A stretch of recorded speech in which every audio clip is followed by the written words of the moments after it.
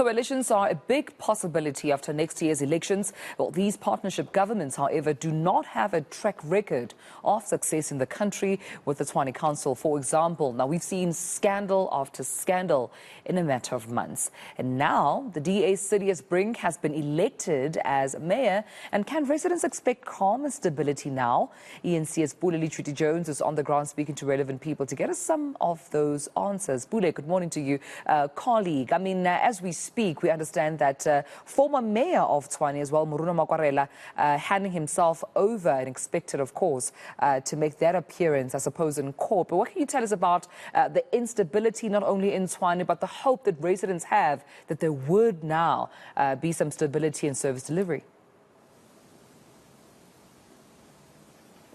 Well, a very good morning to Mela, and you might know that over the last couple of weeks we've seen a bit of changes that have been going on in the city of Tshwane. Firstly, with the former mayor, Dr. Moruna Makwarela, being elected, but of course ousted later after the scandal around his insolvency certificate.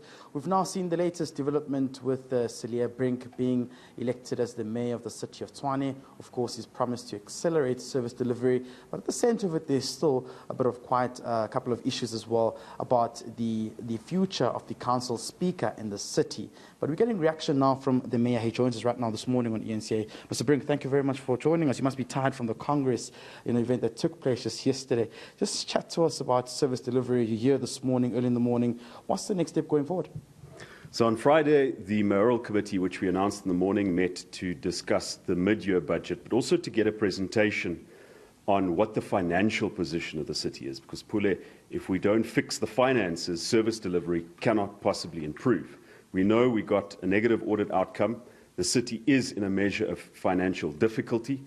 And I have discovered a number of things which I am deeply unhappy about, including about the Payo smart meter contract that was entered into between 2012 and 2017.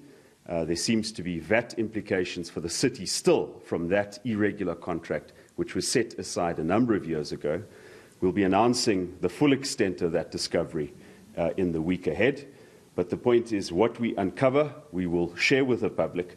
But getting a grip of the finances is the first important step of getting service delivery to improve. All right, so with the Payo Smarter contract, obviously there have been the eNCA administration as well. What implications are there? Are you taking actions? Are you investigating that matter? Absolutely. So in 2012, the then ANC administration under Mayor Sputla Ramakgopa brought this smart meter contract to council. The DA and other opposition parties voted against it. It had multi-billion rand implications for the city. When Salim Simanga was elected mayor, we went to court, we set that contract aside. But it now seems that there was VAT that was not paid by the previous ANC administration, which was also not disclosed by the CFO. This is part of the problem that we have with the CFO. We're getting to the bottom of that, but we'll make a full disclosure and announcement to the public how we will deal with that situation. Obviously, this speaks to accountability. Now news coming in that the former mayor has handed himself over to the police station. What's your take on that? I know that the city had instituted an investigation into this matter, also working closely with law enforcement as well. I welcome that. There was evidently a fraud in that instance where a rehabilitation order was given to the city manager that was later discovered not to be real. I just hope that the police and the prosecuting authority act with the same swiftness with some of the other matters that we will be bringing to them in relation to the city of Tshwane.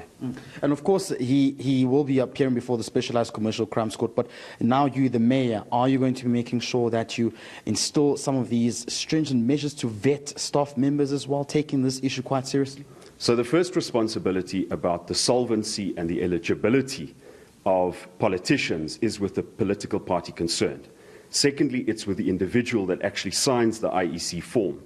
As a mayor, I cannot take responsibility for all of the public representatives of all of the parties. It's for voters to ask their parties, have you done the checks? Is your house in order? But certainly as far as the employees of Tshwane, I'll speak to the city manager and we'll make sure that anybody with criminal records or who otherwise not eligible to hold positions of trust are identified proactively. Just what's the latest with the petition against the council speaker? We understand that you're trying to have him removed because you believe if that's not the case, you may be placed under administration as a city. Is this something you fear as a mayor? So there has been a certain breach of trust between the multi-party coalition that is the majority in the city and the speaker. We felt that he's made certain decisions that were clearly against the law and the rules of council, and that breach of trust has to be addressed. One way of doing it is in a debate of no confidence, and what we would want to see is that such a debate happens as soon as possible. In the meantime, while the Speaker is in his position, I will respect the Speaker in that position, and I will try to work with him as far as possible. Mr. Brink, thank you very much. That's the Executive Mayor of the City of Tshwane there saying he welcomes the arrest of the former Mayor, Dr. Murunga Makwarela, saying it's a step in the right direction, speaking to accountability in the City of Tshwane, but also saying that there's quite a lot of things they have to look into, particularly with the contracts which were administered by the previous administrations, trying to make sure that they bring the city into its right financial state, but also importantly, accelerating service delivery in the City of Tshwane. All right. Well, thank you so much, Pule Letshwiti-Jones, for this update out for us in Tshwane. We'll keep, of course, tracking those developments, particularly on a breaking story of former mayor of Tshwane, that's Dr. Murunga Makwarela, handing himself over to the police.